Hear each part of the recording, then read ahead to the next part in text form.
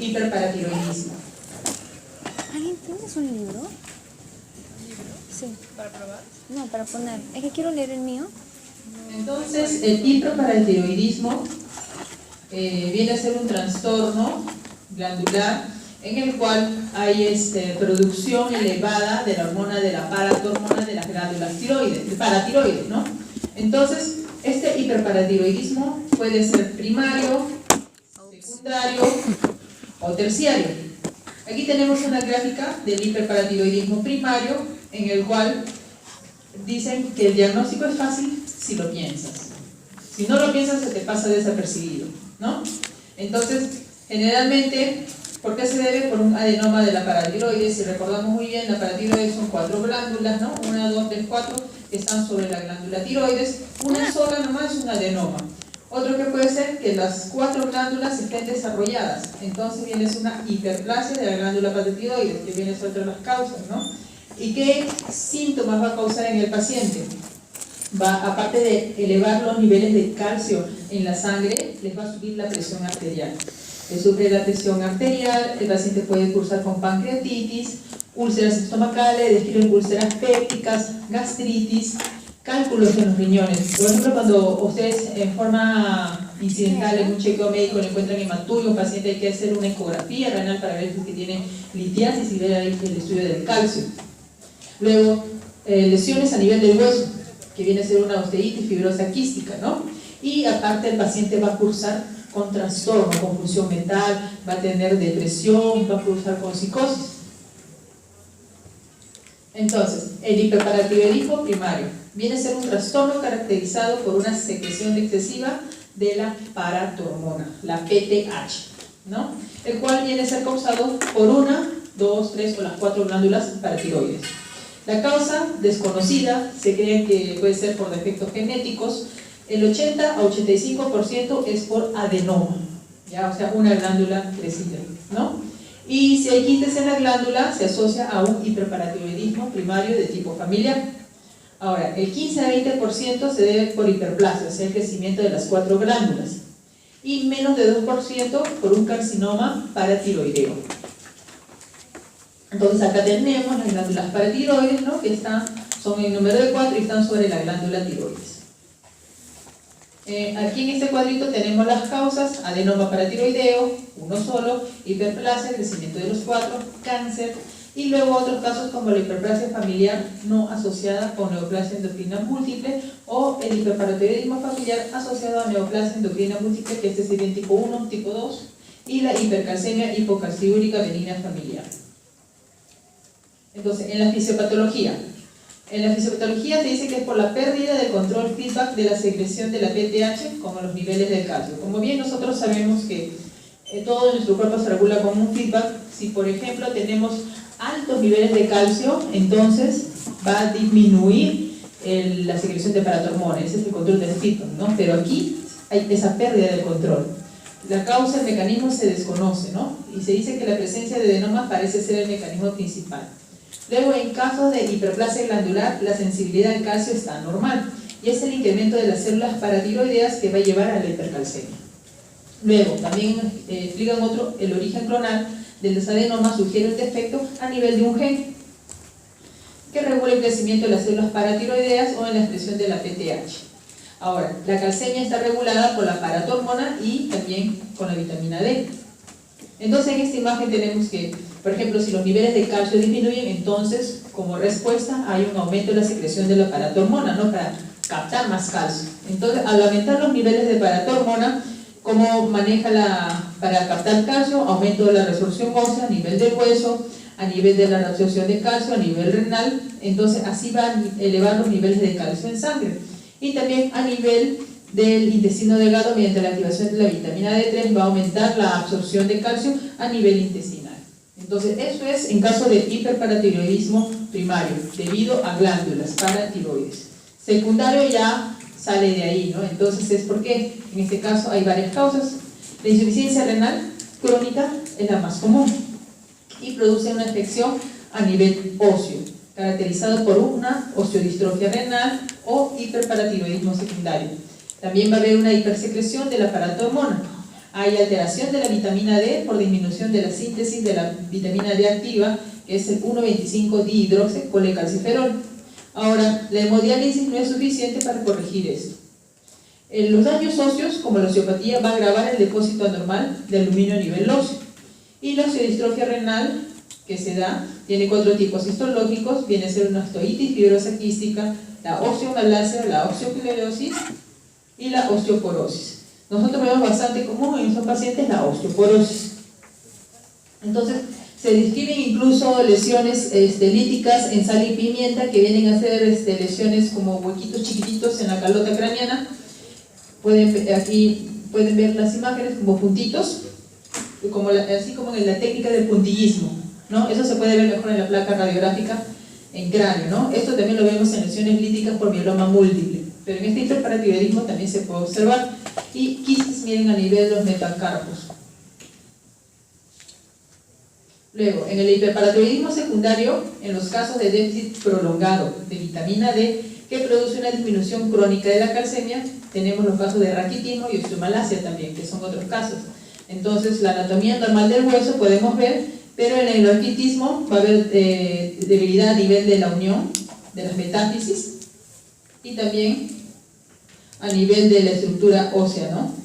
Va a haber como los espacios son más parecidos como la osteoporosis, el hueso no va a ser más compacto. Luego, el hiperparatiroidismo terciario. Se dice que en el hiperparatiroidismo secundario, con alteraciones prolongadas del metabolismo mineral, generan hiperplasia de las glándulas paratiroides. O sea, es un paciente con insuficiencia renal crónica, ¿no? Que tiene un hiperparatiroidismo secundario. Entonces, el cuerpo va a tratar de compensar eso.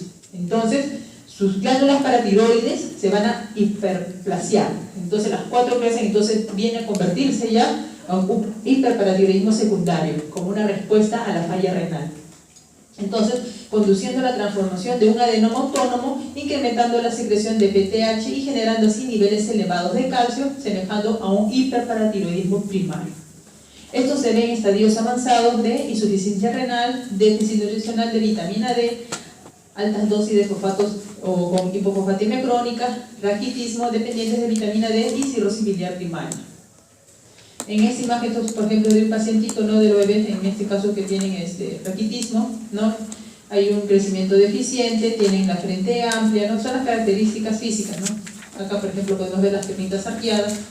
Entonces, la epidemiología es una afección común, una incidencia de 1 cada 500 a 1000 casos, es frecuente en todas las edades y también después de la 6ª década de la vida. Afecta generalmente más a las mujeres, ¿no?, en una relación de 3:1 y sobre todo en las postmenopáusicas. En las manifestaciones clínicas, los síntomas son escasos y leves al inicio, van aumentando con los niveles de hipercalcemia. ¿Qué síntomas va a dar? Entonces, normalmente los pacientes que vienen con los síntomas elevados de calcio a nivel digestivo, entonces el paciente va a tener anorexia, náuseas, vómitos, va a cruzar incluso con constipación. También se encuentra con debilidad muscular, fatiga, letargia, van a estar somnolientos, van a tener incluso confusiones mentales. Síntomas inespecíficos, entonces, este mismo problema que son inespecíficos hace que el diagnóstico se demore, ¿no? Y ya cuando aparecen síntomas específicos, orientados, recién uno empieza a buscar las causas, ¿no?, del calcio. A nivel óseo va a haber dolor, osteopenia, fracturas patológicas, acuérdense, fracturas patológicas, hay que estudiar trastornos de metabolismo del calcio. Deformación ósea. A nivel renal, nefrolitiasis, nefrocalcinosis, hay que buscar si hay poliuria, polidipsia, los cólicos renales. Los pacientes que tienen cálculos renales van a tener infecciones urinarias a repetición. Entonces, las manifestaciones clínicas en esta gráfica tenemos problemas en el sistema nervioso central como fatiga, depresión, irritabilidad, ¿no?, empeoramiento de la memoria, problemas en la concentración. A nivel muscular, debilidad en los huesos, fracturas patológicas, dolor óseo, a nivel renal, cálculos, ¿no?, y problemas gastrointestinales como dolor abdominal, náuseas, vómitos, constipación, úlceras y pancreatitis, lo que son descritos. ¿Qué otras manifestaciones clínicas? Dice, no hay anomalías en el examen físico, puede cursar con hipertensión arterial. Ahora, el depósito de fosfato cálcico en la córnea, poco común, y se va a evidenciar con el examen de lámpara de hendidura. Eso ya lo hace el oftalmólogo. Entonces, el paciente que tiene trastornos de metabolismo del calcio, hay que hacerle una evaluación oftalmológica. El diagnóstico. En el diagnóstico, siempre la historia clínica y el examen físico no proporcionan indicios claros de un hiperparatiroidismo primario. Generalmente el diagnóstico es así como un screening o un paciente con fracturas patológicas, entonces me he hecho a buscar trastorno de metabolismo del calcio. Signos evidentes de hipercalcemia, cuando el calcio está por encima de 10.5. Incluso cursan con normocalcemia, entonces repetir las muestras. Si uno lo sospecha, entonces hay que repetir las muestras seriadas de calcio, porque a veces te puede salir en el límite superior, ¿no? Pero tú estás sospechando de un trastorno, hay que hacerle otra repetición, que puede salir luego elevado. Luego, el dosaje de fósforo por debajo de lo normal se puede encontrar. La fosfatasa alcalina elevada por el alto remodelado óseo que se da. Entonces eso a nivel renal vamos a encontrar, ¿no? Cálculos renales, la nefrocalcinosis, hiperlaxitud ligamentaria, trastornos en los dientes, las lesiones en calota craneana, como en sal y pimienta, estas lesiones, ¿no? El diagnóstico.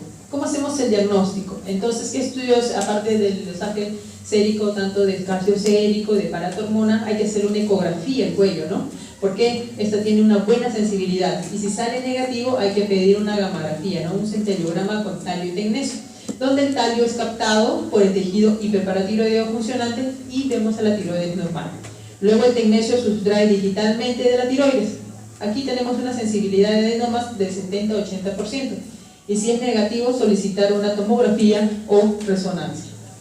Pero lo que mandan es ecografía con la gamografía, ¿ya? ¿Qué más? El diagnóstico definitivo, dosaje de PTH, donde en presencia de hipercalcemia se encuentra también la paratormona elevada.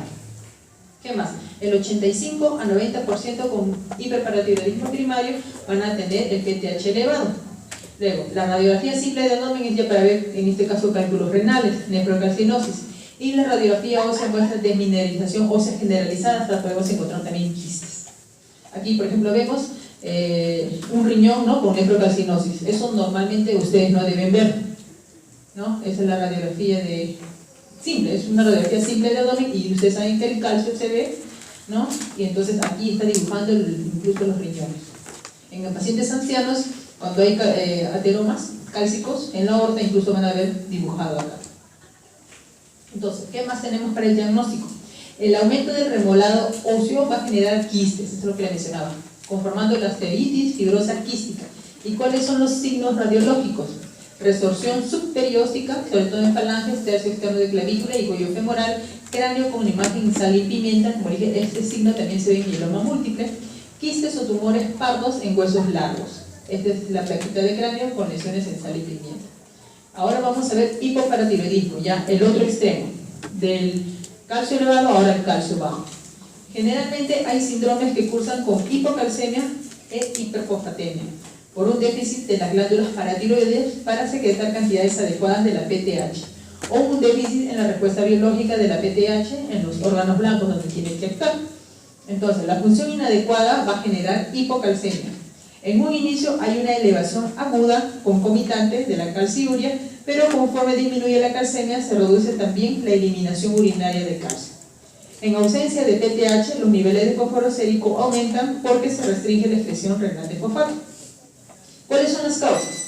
La más común es quirúrgica, posterior a una tiroidectomía. ¿Qué más? El hipoparatiroidismo idiopático, o sea, la causa no se conoce, no te funciona bien las glándulas paratiroides, el pseudo hipoparatiroidismo, el hipoparatiroidismo secundario a amiloidosis o hemoxiderosis, ¿no? Por ejemplo, amiloidosis puede ser en nuestro caso tuberculosis renal, ¿no?, por lo que tenemos más común en nuestro medio.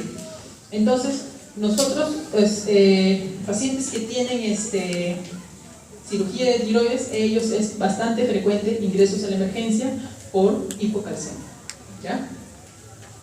Entonces, en el hipoparatiroidismo postquirúrgico, posterior a la cirugía de cuello, ya sea por un cáncer laringio, esofágico o tiroides, hay un daño de la paratiroides llevando a una hipofunción. Entonces sacan la glándula, toda la tiroides y se llevan las paratiroides. Entonces, con menos frecuencia en cirugías de hipertiroidismo y de nódulos unilaterales. La incidencia de este hipoparatiroidismo postquirúrgico es de 1 a 5% de las cirugías de tiroides. Puede ser transitorio o permanente, o se puede dar luego de varios años. Por eso siempre hay que, en los antecedentes quirúrgicos hay que ver, ¿no?, si alguna vez fue operado de la glándula tiroides. ¿Qué más? Puede ser consecuencia de lesión directa de las glándulas, extirpación inadvertida o una isquemia postquirúrgica. Ustedes saben cuando operan el cuellito, entonces, ¿cómo se llama? Tienen que clampar los vasos sanguíneos porque el cuello es una zona bien irrigada, entonces ahí puede llevarse el vasito de una paratiroides y por lo tanto va a una isquemia. Entonces, el hipoparatiroidismo transitorio se ve en el 33% de pacientes sometidos a tiroidectomía total por cáncer de tiroides. En este caso, los niveles de calcio bajan dentro de las 24 o 48 horas posterior a la cirugía. Por eso los pacientes que son operados de cáncer de tiroides o de repente un bocio gigante, ¿no?, de pacientes que tienen déficit de yodo, le hacen monitoreos de calcio posterior a la cirugía porque el calcio baja, ¿no?, de 24 a 48 horas y hay que darle la reposición. Entonces, también tenemos hipoparatiroidismo por radiación y fármacos. Es raro, pero también se da. Por radiación, por ejemplo, es un paciente que tiene cáncer y tiene que recibir radioterapia, ¿no? Entonces ahí se dañan las glándulas. También los mismos quimioterápicos, los citotóxicos. Y luego el alcohol, ingerido en grandes cantidades, causa también hipocalcemia transitoria. Así que tengan cuidado, chicos. Luego, el hipoparatiroidismo por enfermedades infiltrativas. En este caso, hemocromatosis idiopática, o sea, por acúmulo de hierro, no se conoce la causa. Entonces, en las transfusiones repetidas de sangre se genera depósito de hierro en la glándula paratiroides. Lo similar en la enfermedad de Wilson, donde el depósito va a ser de cobre. Esto se deposita en la glándula paratiroides, entonces ya no puede funcionar bien. También afectación por tuberculosis miliar, amiloidosis, sarcoidosis y por metástasis. Entonces, causas por el cual no funciona bien mi glándula paratiroides. En el hipoparatiroidismo idiopático, es un grupo heterogéneo de afección que tiene en común el déficit de secreción de la PTH. Es infrecuente y probablemente se deba a una enfermedad autoinmune, ¿no?, donde el propio cuerpo destruye la función de la glándula paratiroides. Se da en la infancia, pero también se puede ver en adultos jóvenes. Puede coexistir con otros trastornos autoinmunes, como la tiroiditis de Hashimoto y la enfermedad de Addison. Entonces, por ejemplo, en la enfermedad de Addison, se caracteriza, ¿por qué? Porque va a haber una hiperpigmentación marcada en la piel, ¿no?, distribución anormal del vello, disturbios gastrointestinales, debilidad, el paciente va a tener hipoglicemia, hipotensión postural porque el sodio baja. Acuérdense, sodio, retiene sodio, sube tu presión, entonces aquí va a bajar el sodio, entonces presión baja, ¿ya? Pérdida de peso. ¿Qué más? ¿En qué otros casos puedo ver el idiopático? En un síndrome poliglandular tipo 1, familiar, que es autosómico recesivo, en el hipoparatiroidismo con insuficiencia suprarrenal, en candidiasis mucocutánea, y puede presentarse hasta la edad de los 30 años. Y no hay anticuerpos antiparatiroideos en estos casos. El diagnóstico es por laboratorio y excluyendo otros diagnósticos. O sea, viene a ser un diagnóstico de exclusión. Diagnóstico de exclusión le llamamos cuando ya he hecho la batería de todas las tablas diagnósticas y todos han sido negativos, o sea, diagnósticos por exclusión, ahí es. Luego el hipoparatiroidismo congénito, ¿no? Esto es por agenesia o disgenesia de las glándulas paratiroides. Esto se encuentra en el síndrome de DiGeorge por anomalías en la formación del arco branquial del tercero y del cuarto, llevando a una ausencia de la paratiroides, aplasia del timo y cursan con incremento de infecciones virales y fúngicas, ¿no?, porque tienen que ver con trastornos del sistema autoinmune. Las características, las fases típicas, ¿no?, de un niñito con síndrome de DiGeorge. ¿Qué manifestaciones clínicas va a tener el paciente con la baja de calcio? Esto es típico, son los signos que ustedes tienen que buscar al examen físico. El paciente te va a venir con tetania, tieso, duro, ¿no? Le va a llegar así. O va a tener convulsiones, espasmo carpopedal, el signo de Shevostek y Trousseau, ahorita lo vamos a ver. Si es de larga data, la hipocalcemia sin tratamiento puede cursar con cambios de la personalidad, hasta incluso deterioro mental.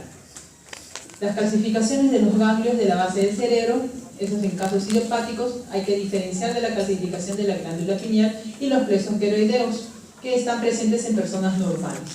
Ahora, las lesiones dermatológicas asociadas al idiopático de larga evolución, el paciente va a cursar con cabello bien fino, calvicie focal, la piel gruesa, uñas quebradizas, aplasia dentaria e hipoplasia de los dientes y también cataratas. Este es el signo de Chebostek. ¿Ya? Y este de acá con el tensiómetro es el de Trousseau. Este es el escarpo, la contracción de la mano en el Trousseau que se da por la presión.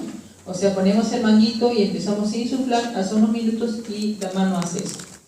Y en el caso de Chebostek, percutimos aquí y la carita se va a desviar, sobre todo la comisura labial.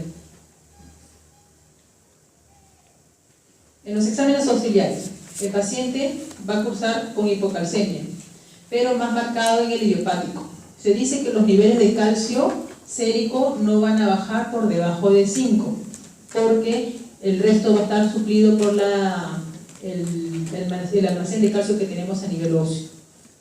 ¿Qué más? En el postquirúrgico la calcemia puede fluctuar entre 5 a 8 y la fosfatemia aumentada excediendo los 4.5 puede incursar también con una fosfatemia normal. Ahora, la calciuria está reducida por debajo de 80 miligramos en 24 horas y la fosfatasa alcalina puede estar dentro de los límites inferiores o dentro de la normalidad.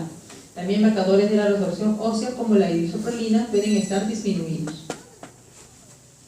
Aquí está el signo de Chebostek en el cual percutimos en el lado lateral de la cara y ahí hay una contractura como de la comisura labial que se va al mismo lado. Y el signo de Trousseau en el cual vamos a colocar el tensiómetro y vamos a insuflar el manguito y entonces la manito va a tener esa característica. ¿Ya?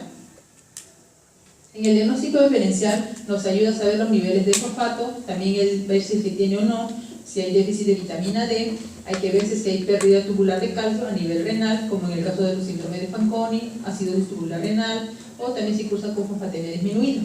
Ahora, en el hipoparatiroidismo postquirúrgico o idiopático y en insuficiencia renal, los fosfatos se encuentran aumentados. Por eso es muy importante saber cómo está el dosaje de fósforo.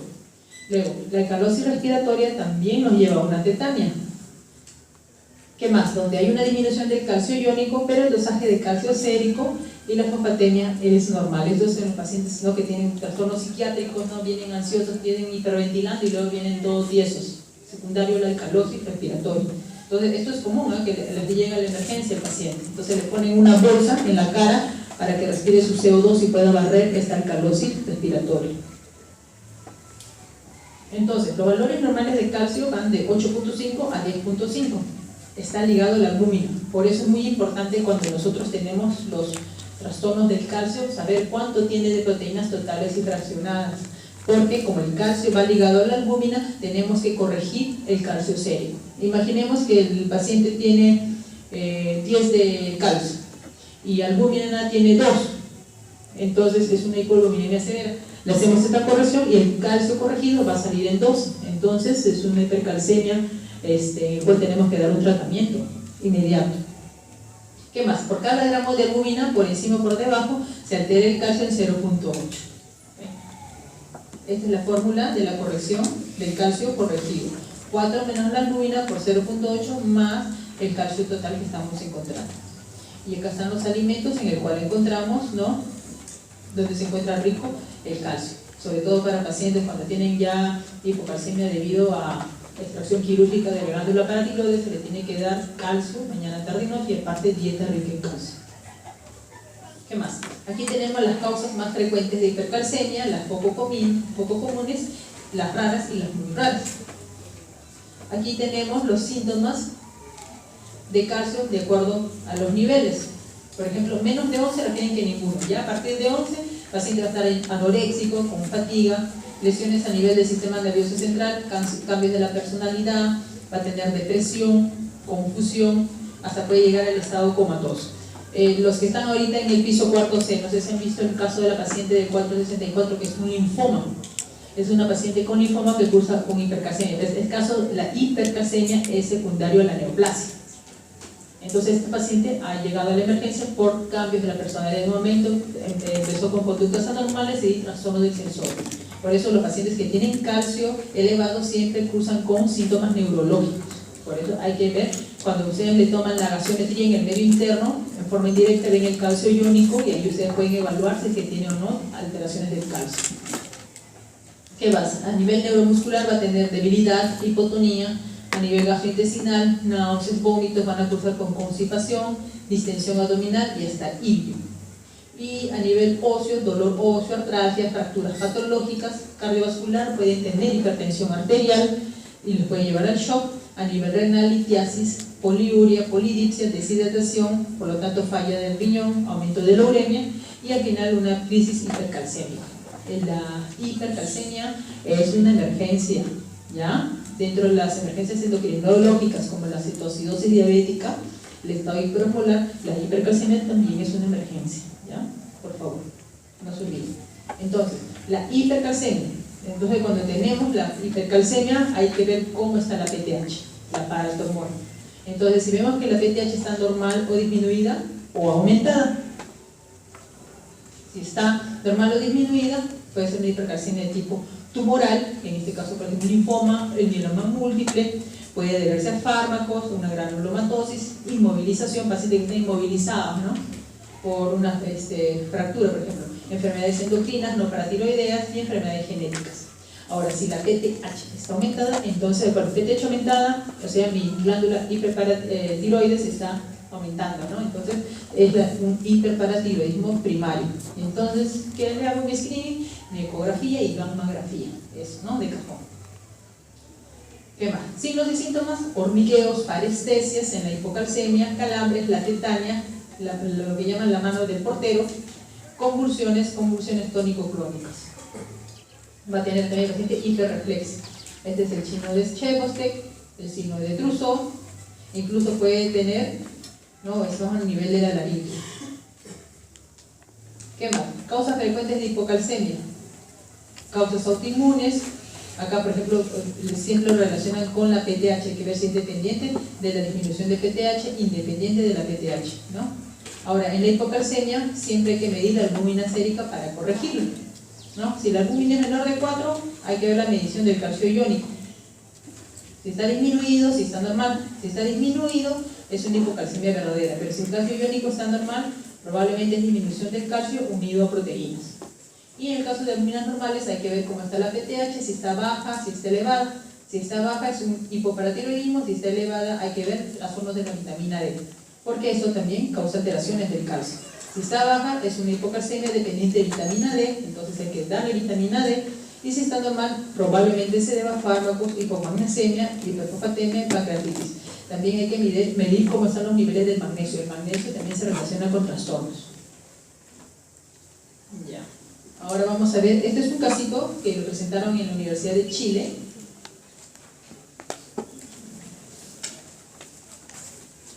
Solamente para que vean, como dice, los trastornos del calcio, si uno no piensa cómo está el calcio, no te vas a enterar. Entonces, si es un paciente con cáncer, fíjense cómo está el calcio, porque de hecho va a estar con hipercalcemia. Si está normal, excelente. Si está elevado, hay que darle tratamiento. Ahora, siempre fíjense en el medio interno cómo está el calcio iónico, porque si el calcio iónico está elevado, entonces el calcio sérico también. Entonces, este es un caso, ¿no? Que o sea, en un inicio pasó desapercibido y al final fue un hiperparatiroidismo de tipo primario. Este es un niño de 13 años, ya un puber, previamente sano, que en el 2004 presentó 4 fracturas consecutivas en el pulgar derecho e izquierdo, y luego el meñique derecho e izquierdo, respectivamente, todas relacionadas a trauma menor. Dicen que un chico travieso se fracturó, ¿no? ¿Qué más? En el 2005 presentó una fractura de tibia derecha, y en el 2006 tuvo una nueva fractura en la misma tibia. Fracturas patológicas. En un inicio, de repente, los niños, una fractura puede pasar desapercibida por lo que son traviesos, ¿no? Juegan, se tiran, ya se fracturan. Pero ya repetitivas veces hay que ver, ¿no? ¿Qué está pasando? En todas estas oportunidades hubo demostración radiológica de las fracturas con reparación completa de ellas, post-inmovilización. Al ser consultado dirigidamente a la madre, relataba que desde hace 3 años antes presentaba mayor irritabilidad y cansancio fácil del niño. ¿Qué más? En febrero del 2007 presentó intenso dolor abdominal asociado a hematuria, diagnosticándose litiasis renal y nefrocalcinosis. Por eso siempre cuando haces un examen de chequeo, que hacen los exámenes chequeos preventivos, a todos los trabajadores le piden hemograma, placa de tórax, examen de orina. Si ven hematuria, por favor pidan una ecografía renal para ver cómo están esos riñones. Entonces se encuentra litiasis renal y nefrocalcinosis. Posteriormente eliminó un cálculo urinario de forma espontánea. Entonces se inició el estudio encontrándose una hipercalcemia de 2. Miren, y lo toleraba muy bien, 2. Presentaba antecedentes quirúrgicos de herniorragia inguinal bilateral, tonsilectomía, apendicectomía. Entre sus antecedentes familiares, su madre con cáncer papilar de tiroides, un tío con sarcoma de pierna, una tía con cáncer cervicuterino, y no recibía ningún medicamento. Siempre hay que ver fármacos, porque tenemos fármacos que retienen calcio, acuérdense. Al examen físico destacó un joven en buenas condiciones generales, con un peso de 65 kilos, talla de 1,72 m, presión arterial de 110/62. Tiroides normal, el vello púbico, Tanner 2, luego vamos a ver el Tanner 2, testículos normales y pene normal. Entonces se le hace el estudio, ¿no? Vemos los niveles de calcio, esta tenía 11.5 y la PTH. Por eso hay que ver la PTH para ver si es primario de glándula paratiroides. Y encontramos que la PTH estaba volando en 122, lo normal de 15,65. ¿Qué más? El fósforo estaba normal, la albúmina también normal, porque si estaba baja teníamos que hacer calcio corregido. Fosfatasa alcalina estaba dentro de los rangos normales, la vitamina D también un poquito disminuido, la calciuria estaba aumentada, la calciuria, la creatina dentro del rango normal y sodio también, un poco elevado. ¿Qué más? El cálculo urinario lo hicieron el estudio y estaba constituido por oxalato de calcio en el 90% y fosfato de calcio en el 10%. Le hacen una ecotomografía renal y encuentran una urolitiasis yuxtavesical derecha, no obstructiva, y signos sugerentes de nefrocalcinosis. Le hacen una ecotomografía cervical y encuentran una pequeña lesión nodular de 7 por 4 milímetros en situación infratiroidea derecha, con abundante flujo vascular en su interior, compatible con un adenoma paratiroideo. Entonces la gammagrafía, en el cual pinta toda la glándula tiroides, y usan también el otro elemento para luego hacer imagen por sustracción y poder aquí luego localizar la paratiroides, ¿no? Entonces acá señalan la paratiroides infratiroidea derecha, que es la hiperfuncional. Es el casito. Entonces siempre fíjense cómo están los niveles de calcio. Normalmente cuando un paciente llega crítico, la emergencia, se le toma una gasometría en el cual vemos el medio interno, fíjense en cómo está el calcio iónico, ¿ya? Porque con el calcio iónico ustedes ven si está disminuido o elevado, ya le piden un calcio sérico. Y por ejemplo pacientes que le vienen con tetanio, ¿no? Tetanio, entonces trastorno de metabolismo del calcio. Eso respecto a hipo y hiperparatiroidismo. Ahora vamos a ver la clase de insuficiencia testicular.